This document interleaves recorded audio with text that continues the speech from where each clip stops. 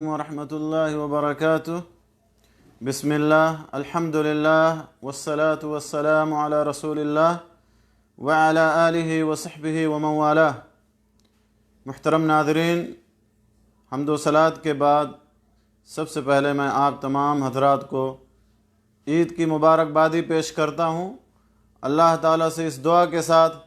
کہ اللہ تعالیٰ ہمارے نیک اعمال کو قبول فرمائے، اور عید کی یہ خوشیاں اور مسرتیں اللہ تعالیٰ ہماری زندگی میں بار بار لائے، اس حال میں کہ ہم صحیح اور سالم ہوں، ایمان اور اسلام پر قائم اور دائم ہوں۔ ماہ رمضان کے بعد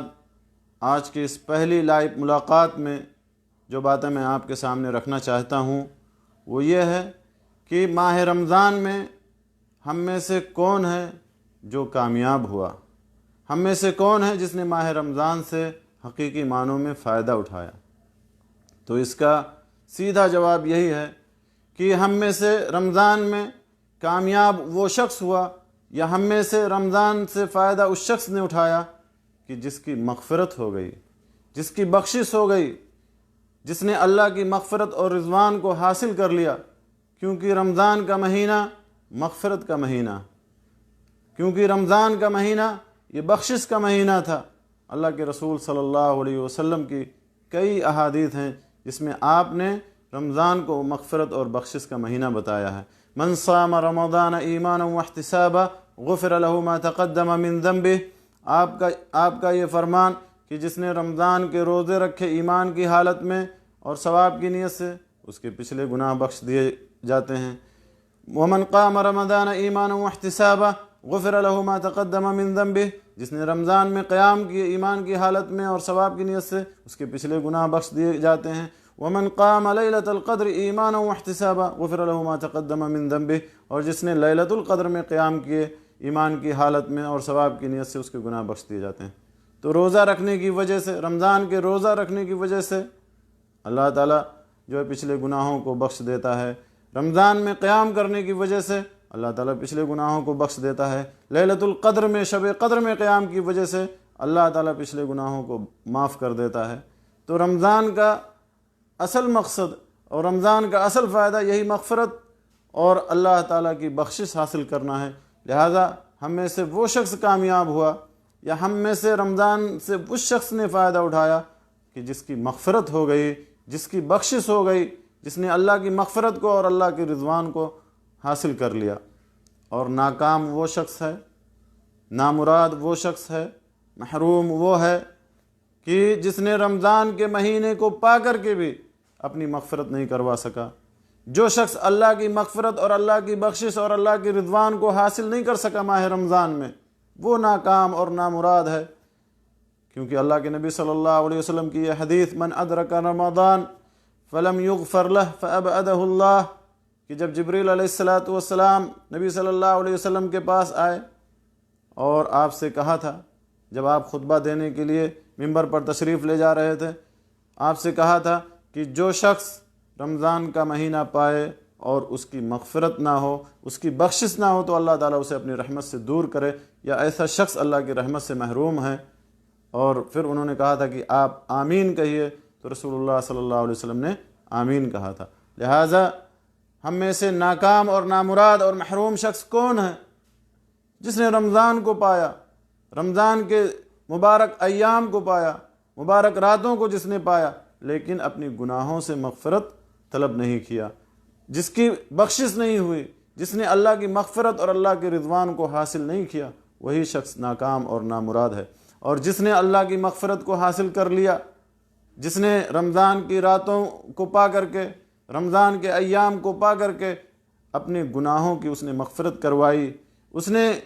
روزے رکھے، اس نے قیام کیا، اس نے شب قدر میں محنت کی اللہ کی عبادت کرنے میں، ایسا شخص کامیاب ہوا۔ اور مغفرت کس کی ہوتی ہے؟ مغفرت اس شخص کی ہوتی ہے، بخشش اس شخص کی ہوتی ہے، اللہ تعالیٰ اس شخص کے گناہوں کو معاف کرتا ہے، یا اس شخص کی مغفرت فرماتا ہے کہ جس کے اعمال مقبول ہوں، جس کی عبادتیں اللہ کی بارگاہ میں قابل قبول ہوں۔ اور اللہ تعالیٰ سارے لوگوں کی عبادتیں نہیں قبول فرماتا، سارے لوگوں کے اعمال کو اللہ تعالیٰ قبول نہیں فرماتا۔ اللہ تعالیٰ فرماتا ہے انما یتقبل اللہ من المتقین، اللہ تعالیٰ متقیوں کے اعمال کو قبول فرماتا ہے،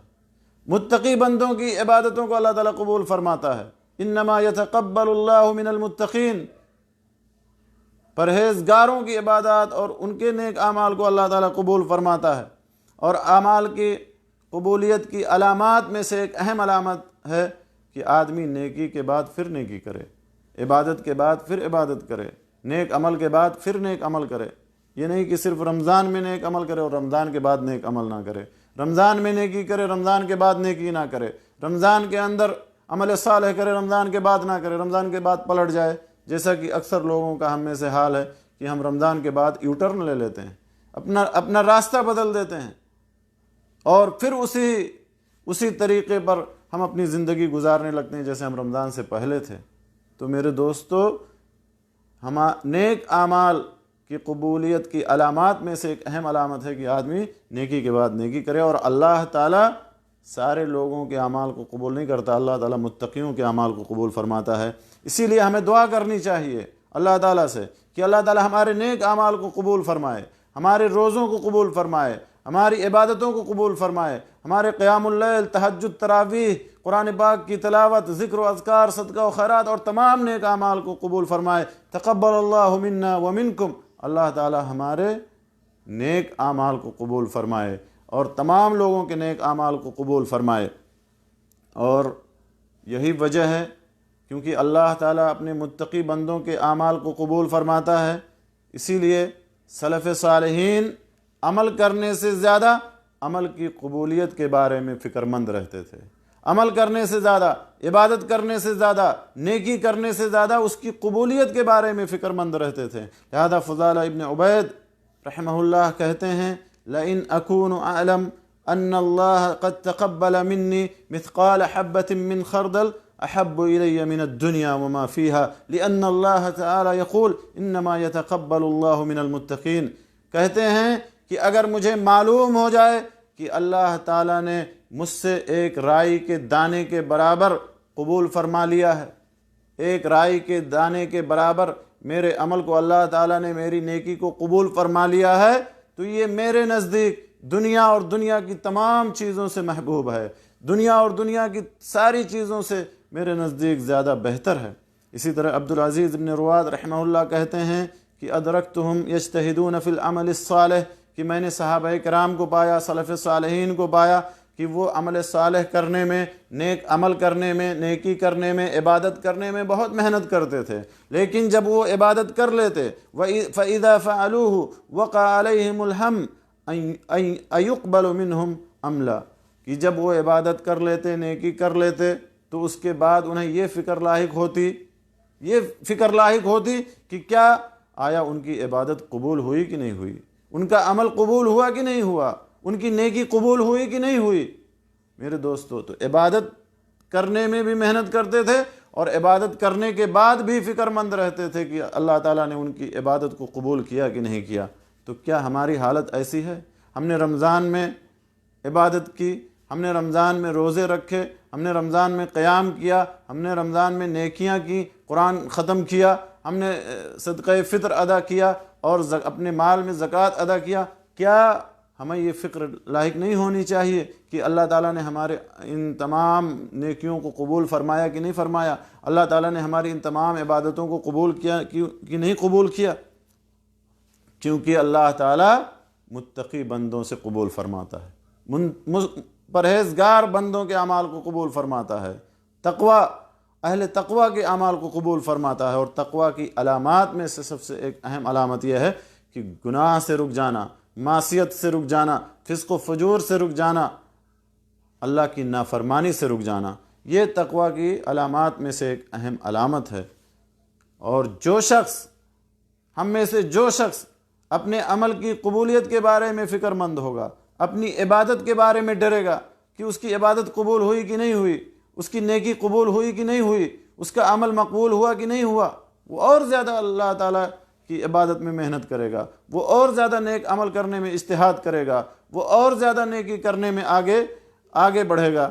اور مسلسل اور لگاتار نیکی کرے گا۔ یہ نہیں کہ صرف رمضان میں ہی اور رمضان کے بعد اپنا راستہ تبدیل نہیں کرے گا۔ تو میرے دوستو، ہمیں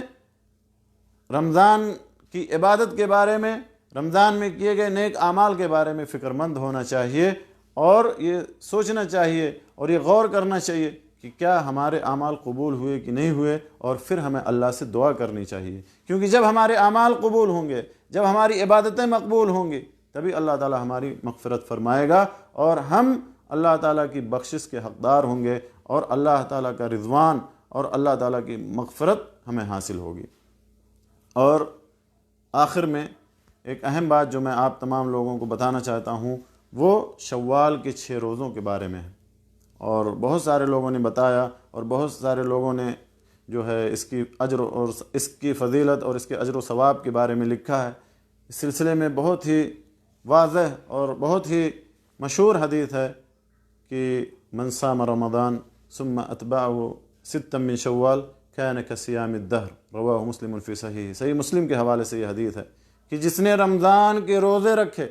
اور پھر رمضان کے بعد شوال کے 6 روزے رکھے، تو گویا کہ اس نے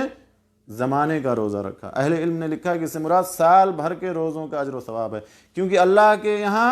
ایک نیکی کا اجر، ایک نیکی کا بدلہ، ایک نیکی کا ثواب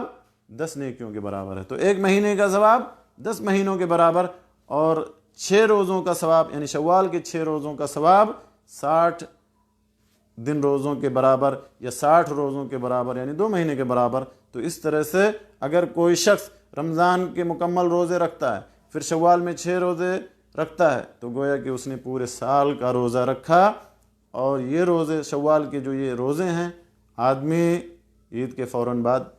رکھ سکتا ہے۔ افضل اور بہتر یہی ہے کہ عید کے فوراً بعد رکھ لے، کیونکہ نیکی کرنے میں سبقت کرنا چاہیے،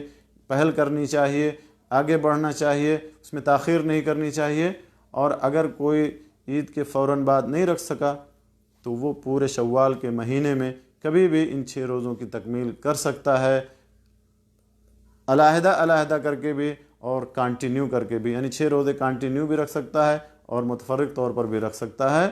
شوال کے یہ 6 روزے البتہ ضروری ہے کہ وہ شوال کے مہینے میں ہونے چاہیے، اور پھر اس کا اجر و ثواب جیسا کہ میں نے بتایا پورے سال بھر کے روزوں کے اجر و ثواب کے برابر ہے۔ اور اگر کوئی آدمی پوری زندگی میں ایسا کرتا ہے، ہر سال ایسا کرتا ہے، تو گویا کہ اس نے پوری زندگی کا روزہ رکھا، گویا کہ اس نے پوری عمر کا روزہ رکھا، گویا کہ اس نے پورے دہر اور پورے زمانے کا روزہ رکھا۔ اللہ تعالیٰ سے دعا ہے کہ اللہ تعالیٰ ہمیں رمضان کے بعد بھی نیکی کرنے اور نیکی کے راستے پر چلنے کی توفیق عطا فرمائے۔ اللہ تعالیٰ ہمیں جب تک اس دنیا میں زندہ رکھے ایمان، اسلام، توحید پر، جب ہمارا خاتمہ ہو، جان نکلے